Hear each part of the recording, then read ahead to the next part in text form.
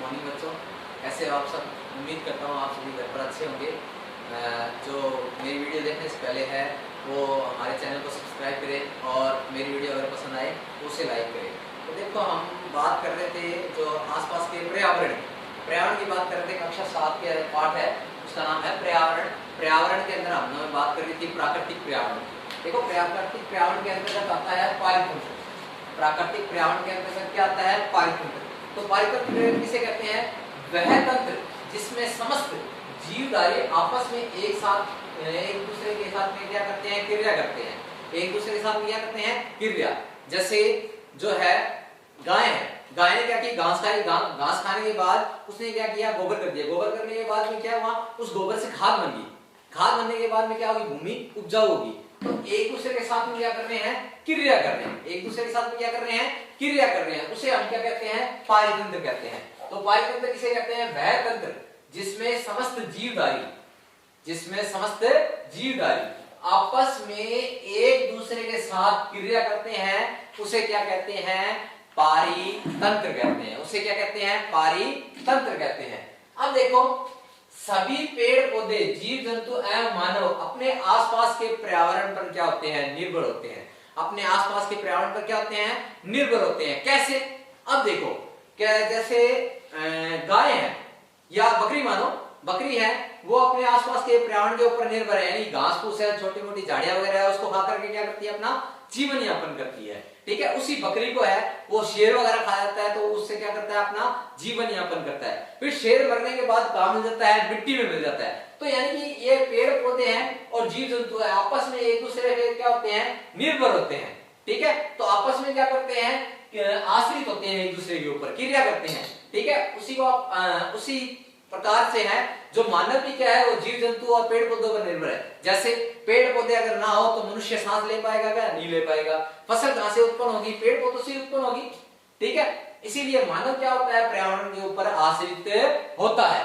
अब देखो, उसके बाद में बात करते हैं कि मानवीय पर्यावरण की। अब देखो, मानवीय पर्यावरण किसे कहते हैं? मानव अपने पर्यावरण के साथ पारस्परिक क्रिया करता है। मानव अपने पर्यावरण के साथ पारस्परिक क्या करता है? क्रिया करता है। मानव अपने पर्यावरण के साथ पारस्परिक क्रिया करता है, उसमें अपनी आवश्यकता अनुसार क्या करता है? परिवर्तन करता है। तो देखो, मानव अपने पर्यावरण के साथ क्या करता है? क्रिया करता है। क्रिया का मतलब हो गया कि मानव ने पेड़ पौधे है, पेड़ पौधे का उपयोग है उसने घर बनाने के लिए कर लिया। तो यानी कि क्या कर रहा है? आपस में क्रिया कर रहा है। ठीक है। और आवश्यकता अनुसार क्या करता है? परिवर्तन करता है। देखो, प्राचीन समय में मनुष्य होता था, जंगल में घूमता था। ठीक है। जो भी उसे मिलता, यानी कि फल वगैरह है, जो भी चीज मिलती या मांस वगैरह है, वो खा लेता। ठीक है। उसके बाद में धीरे धीरे उसने क्या किया? प्रकृति में अपनी आवश्यकता अनुसार चेंज किया। जैसे उसने धीरे धीरे फसल उत्पादित करनी शुरू की। क्या उत्पादन करना शुरू कर दिया? फसल उत्पादित करनी शुरू कर दिया। फसल उगाने लग गया, तो फसल उगाने लग गया यानी कि स्थायी जीवन जीने लग गया। ठीक है। फिर उसकी आवश्यकताएं बढ़ी, तो क्या हुआ? पहिए का आविष्कार हुआ। किसका आविष्कार हुआ? पहिए का। पहिए का आविष्कार हुआ तो मनुष्य ने एक स्थान से कहां गया? दूसरे स्थान पे गया। ठीक है। दूसरे स्थान पे गया तो फसल के अंदर जो उत्पादित जो अधिक मात्रा होती थी उसे क्या करता था? एक स्थान से दूसरे स्थान पर ले जाता था बेचने के लिए। ठीक है। यानी कि वस्तु के बदले वस्तु, वो क्या कहलाता था? वस्तु विनिमय। यानी वस्तु विनिमय प्रणाली क्या हो गई है? शुरू हो गई है। तो क्या करता था मनुष्य? एक बोरी गेहूं ले गया, उसके बदले एक बोरी चावल ले ली उसने, या गाय ले ली। 2-4 बोरी गेहूं दे करके क्या ले ली? गाय ले ली। तो ये क्या कहलाता था? वस्तु विनिमय कहलाता था। तो धीरे धीरे क्या शुरू हो गया? वस्तु विनिमय। फिर धीरे धीरे मानव के क्या है? आवश्यकताएं बढ़ने लगी और उसने क्या शुरू कर दिया? व्यापार शुरू कर दिया। फिर क्या हुआ? औद्योगिक क्रांति हुई। औद्योगिक क्रांति का मतलब है मशीनें, बड़ी बड़ी मशीनों का आविष्कार हुआ। उसके कारण मानव ने क्या कर लिया? अपने आसपास के पर्यावरण में क्या कर लिया? बदलाव कर लिया। ठीक है। आगे बात समझ में। अब देखो, हर 5 जून को है वो पर्यावरण दिवस मनाया जाता है। विश्व पर्यावरण दिवस कब मनाया जाता है? 5 जून को। ठीक है। इतनी बात समझ में आ गई। अब देखो, दोबारा से मैं एक बार दोहरा देता हूं इस चीज को। पारितंत्र किसे कहते हैं? वह तंत्र जिसमें समस्त जीवधारी आपस में एक दूसरे के साथ क्या करते हैं? क्रिया करते हैं। ठीक है। उसे क्या कहते हैं? पारितंत्र कहते हैं।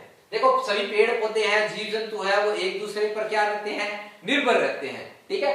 सभी पेड़ पौधे, जीव जंतु, मानव है, वो आपस में एक दूसरे पर क्या रहते हैं?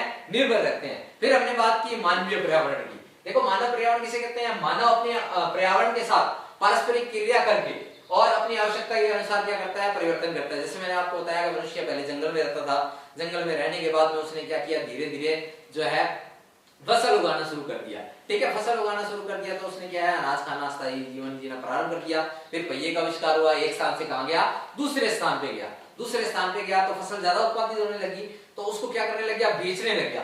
बेचने लग गया तो क्या कहलाने लग गया, वस्तु विनिमय। यानी कि एक वस्तु के स्थान पर क्या देना, दूसरी वस्तु देना, क्या कहलाने लग गया, वस्तु विनिमय कहलाने लग गया। ठीक है, फिर धीरे धीरे व्यापार बढ़ा।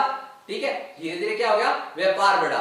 ठीक है, व्यापार बढ़ने के साथ ही क्या हो गया, क्या औद्योगिक क्रांति हुई। औद्योगिक क्रांति का मतलब है नई मशीन वगैरह है उनका आविष्कार हुआ, उसके अनुसार मनुष्य की आवश्यकताएं क्या हुई, बढ़ती गई। इसी प्रकार मनुष्य की आवश्यकताएं क्या होती जा रही है, धीरे धीरे बढ़ती जा रही है। ठीक है, फिर मैंने बताया कि 5 जून को क्या बनाया जाता है, विश्व पर्यावरण दिवस बनाया जाता है। ये आपका पहला चैप्टर क्या हो चुका है, कंप्लीट हो चुका है। बाकी जो नेक्स्ट चैप्टर की बात है वो हम नेक्स्ट वीडियो में करेंगे। धन्यवाद।